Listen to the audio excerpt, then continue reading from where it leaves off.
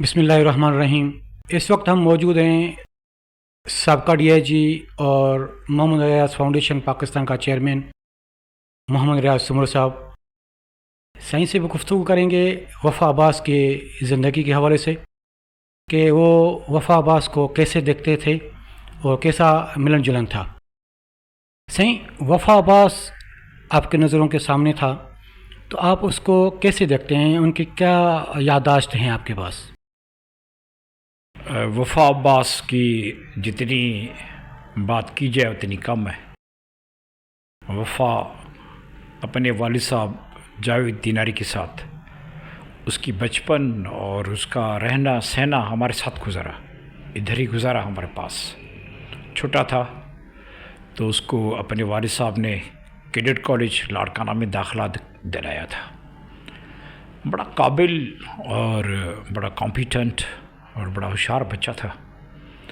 اس کی جتنی بات کی جائے کم ہے، تو ادھر ہمارے ساتھ آنا جانا اٹھنا ہوتا تھا۔ اور جب اس نے کیڈٹ کالج سے کمپلیٹ کی اپنی تعلیم تو اس نے لا میں داخلہ لے لیا، LLB میں۔ اب LLB کے آخری ایئرس میں تھا، سالوں میں، تو اس کو بہت شوق تھا کہ میں اپنے والد صاحب جیسے کوئی قانون دان بنوں گا، کوئی بہت بڑا کوئی قانون کی رکھوالی کروں گا، اور بڑا اس کا ایک ایم تھا، اس کا مقصد تھا۔ بڑا ایکٹیو بچہ تھا وفا عباس، اور بڑی اس میں ایکٹیونیس تھی۔ میری ادھر آفس میں اور میرے چیمبر میں اور اس کا آنا جانا ہوتا تھا۔ ہمارے گھر میں یا باہر جتنے فنکشنز یا جتنا اٹھنا بیٹھنا شادیوں میں مرادیوں میں ہوتا رہتا تھا تو وفا ہمیشہ ہمارے ساتھ رہا۔ چھوٹا ہو کر بڑا ہو گیا۔ اس میں اللہ تعالیٰ نے ایسی خداداد صلاحیتیں دی تھی کہ وہ اس میں اتنی صلاحیت، اتنی اس میں اوبیڈنسی اور سلسلہ تھا جو اس کو ہم کبھی بھول نہیں سکتے۔ رات کو ایک میسیج اچانک ملا جو ہمیں لرزگات کا وفا کا، اور اس کے جو ساتھیوں تھے جو ایران کے شہر یزد میں جا رہے ہیں، ادھر ایران کے شہر یزد میں ان کا روڈ ایکسیڈنٹ ہو گیا۔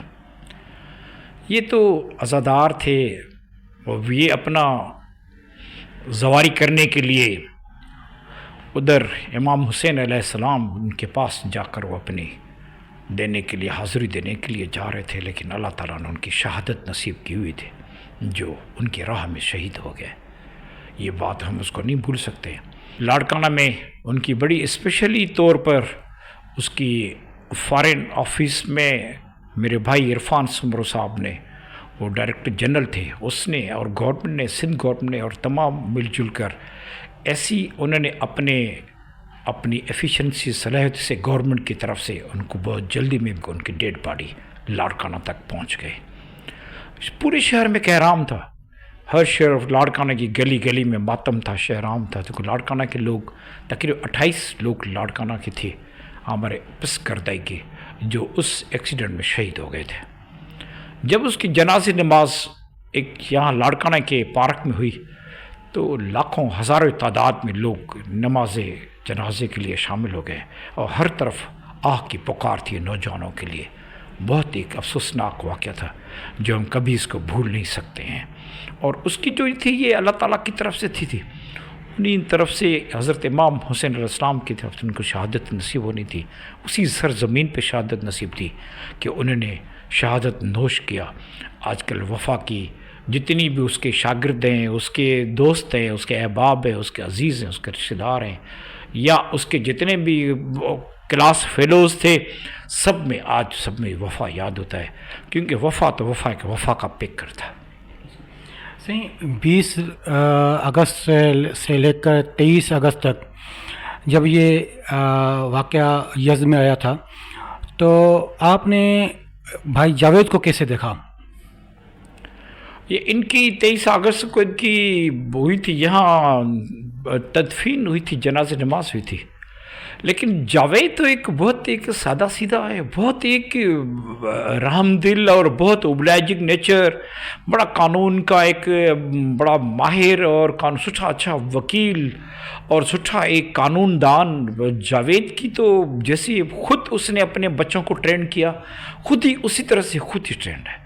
اور بہت جاوید کی جتنی بات کی جائے تو اس نے اپنی جو جاوید میں خصوصیت تھی اس نے اپنی اولاد میں وہ شیئر کی تھی، اور اس کی اپنی اولاد میں وہ جو جاوید کی باتیں ہیں ہم کبھی اس کی بات نہیں کر سکتا، لیکن جوان بیٹے کی جو اس کا جوان بیٹے کا جانا اور جوان بیٹے کا رخصت ہونا اور شہید ہونا ایک باپ کے دل سے اور گزرتا ہے۔ 20 تاریخ کو جیسے ہی جاوید بھائی کو پتہ چلا کہ میرا بیٹا شہید ہو گیا ہے، اور اس کے ساتھ جو بھی دوسرے شہداء تھے، پھر بھی سوشل میڈیا پر اور الیکٹرانک میڈیا پر جاوید بھائی نمایاں نظر آ رہا تھا، اور ان کی کمنٹس، ان کی بہادری، جرت، آپ اس کو کیسے دیکھتے ہیں؟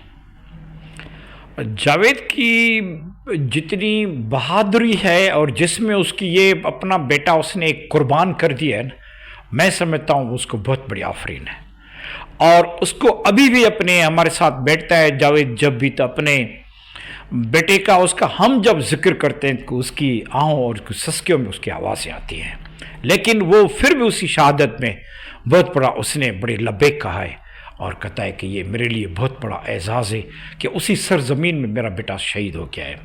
جب یہ ادھر سے روانہ ہوئے تھے 16 اگست کو ادھر روانہ ہوئے تھے، ادھر پورا قافلہ بس کی صورت میں قافلہ روانہ ہوئے تھے، تو ایک فرائیڈے تھا، وہ دن فرائیڈے کو اس کو اپنے باپ نے خدا حافظ کر کے گلے مل کے الوداع کیا تھا، اور اس کی نیکسٹ فرائیڈے 20 تاریخ کو اس کی والد صاحب کو خبر آ جاتی ہے تو میرا بیٹا شہید ہو گیا ہے ادھر۔